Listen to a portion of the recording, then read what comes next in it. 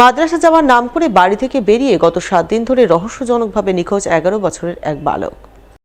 ঘটনাকে ঘিরে জোর চাঞ্চল্য মালদার মোথাবাড়ি থানার নতুন পটলডাঙ্গা এলাকায়। ঘটনায় চরম দুশ্চিন্তার নিখোঁজ বালকের পরিবারবর্গ। জানা গেছে, নিখোঁজ বালকের নাম অসীম আলী, বয়স 11 বছর। সে স্থানীয় এক মাদ্রাসার ছাত্র। পরিবারের বক্তব্য, গত 9 তারিখ অসীম মাদ্রাসা যাওয়ার নাম করে বাড়ি থেকে বের হয়। এরপর আর বাড়ি ফেরেনি। পরে মাদ্রাসায় গিয়ে জানতে পারেন সে মাদ্রাসায় যায়নি। এরপর থেকে বিভিন্ন জায়গায় খোঁজাখুঁজি করেন, কিন্তু কোনো খোঁজ না মেলায় গত 12 তারিখ মোথাবাড়ি থানায় মিসিং ডায়েরি করেন।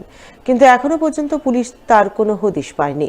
তাই চরম দুশ্চিন্তায় রয়েছেন। ছেলে কোথায়, কি পরিস্থিতিতে রয়েছে তা ভেবে রাতের ঘুম উধাও হয়েছে। ছেলের প্রতীক্ষায় অধীর আগ্রহে পথ চেয়ে রয়েছেন। বাড়ি থেকে মাদ্রাসা যাচ্ছিল, এই যে নতুন পাটলডাঙ্গা। তারপরে ওখানে আমি গিয়ে দেখলাম যে আমার ছেলেটা নেই। ওখানে রাস্তায়, মাদ্রাসা থেকে রাস্তায় বের হয়ে 20 মিনিটের মতন দাঁড়িয়ে থাকলাম। এদিক ওদিকে দেখলাম দিয়ে আমার ছেলেটা নেই ওখানে। বাড়ি এসে ওর আব্বাকে ফোন করে বললাম যে কি ছেলেটা মাদ্রাসাতে নেই। মানে ওখানে পৌঁছায়নি? পৌঁছিয়ে কি পৌঁছায়নি সেটা বলতেই পারবো না। জিজ্ঞাসা করেছি তো বললো যে কি নেই এখানে। আচ্ছা, আমিও ওখানে দেখলাম যে নেই। তারপরে 12 তারিখে থানাতে জানালাম। কত তারিখে নিখোঁজ হয়েছে? 9 তারিখে। এখন আমার ছেলেটাকে আমি ফিরিয়ে চাইছি, যেখানে থাকো ফিরে আনার ব্যবস্থা করো। শীত পড়তে না পড়তে এবারও খেজুর গুড় তৈরির ধুম পড়েছে পুরাতন মালদার দুর্গাপুর ঈশ্বরগঞ্জ গ্রামে। বেশ কয়েক ঘর পরিবারের পুরুষ থেকে মহিলার সকলেই এখন গুড় তৈরিতে বেজায় ব্যস্ত। শীত মানেই পিঠেপুলি পায়েস খাওয়ার দিন, আর এই সমস্ত তৈরির ক্ষেত্রে খেজুর গুড়ের জুড়ি মেলা ভার। তাই শীতের সময় খেজুর গুড়ের চাহিদা ওঠে তুঙ্গে। সেই চাহিদার কথা মাথায় রেখে প্রতি বছর শীতের আগমনের সঙ্গে সঙ্গে পুরাতন মালদার যাত্রাডাঙ্গা অঞ্চলের দুর্গাপুর ও ঈশ্বরগঞ্জ গ্রামে খেজুর গুড় তৈরির ধুম পড়ে, যেমনটা পড়েছে এবারও।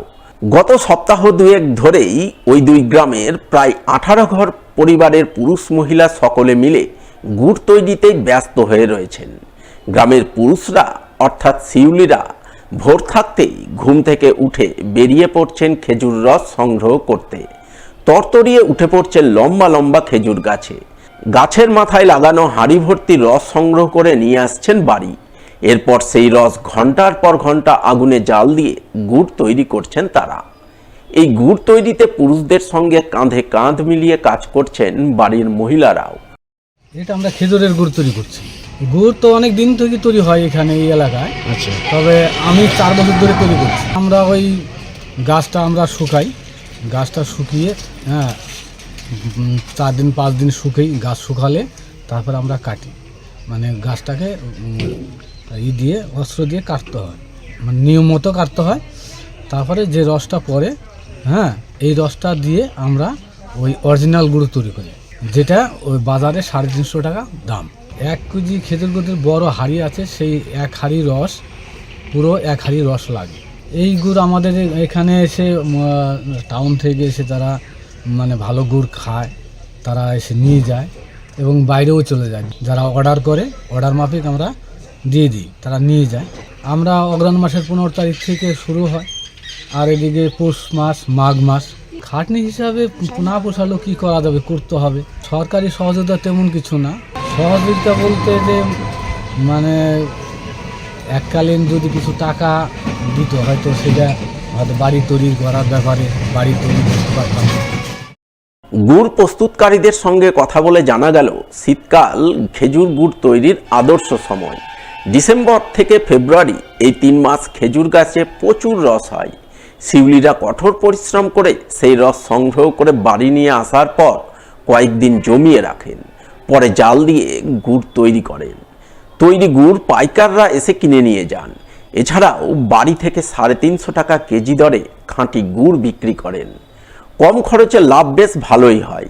খেজুর গুড় তৈরির সঙ্গে যুক্ত দুর্গাপুর ও ঈশ্বরগঞ্জ গ্রামের কারিগররা গত কয়েক বছর ধরেই সরকারি সাহায্য সহযোগিতার আবেদন জানিয়ে আসছিলেন। সেই আবেদনে এবছর সাড়া দিয়েছে সরকার। সরকারের তরফে মিলেছে গুড় তৈরির বিভিন্ন সরঞ্জাম। তবে কারিগরদের এখন দাবি, গুড় তৈরির জন্য সরকারি উদ্যোগে ঘর তৈরি করে দেওয়া, যাতে তৈরি গুড় ও গুড় তৈরির যাবতীয় সরঞ্জাম সেই ঘরে রাখতে পারেন, নিশ্চিন্তে কাজ করতে পারেন। নভেম্বরের প্রথম সপ্তাহ। আচ্ছা, রসে বোঝা যাচ্ছে না, গাছের রস খুব কম। প্রত্যেকটা গাছে আমাদের ছিলে পাড়তে হয়, আচ্ছা, ঠিক আছে, ছুলতে হয় প্রত্যেক দিন, আবার শুকান দিতে হয়। এইভাবে আমাদের যদি অর্ডার পাই তাহলে আমরা ডেলি তৈরি করি, আর যদি অর্ডার না হয় হয়তো সপ্তাহে একদিন কি দুদিন। চাহিদা বর্তমানে এখনও পড়ে নাই, তো শুরু হচ্ছে। রেট মোটামুটি আমরা 350 চাই, তার কাছ থেকে যা নেওয়া যায়।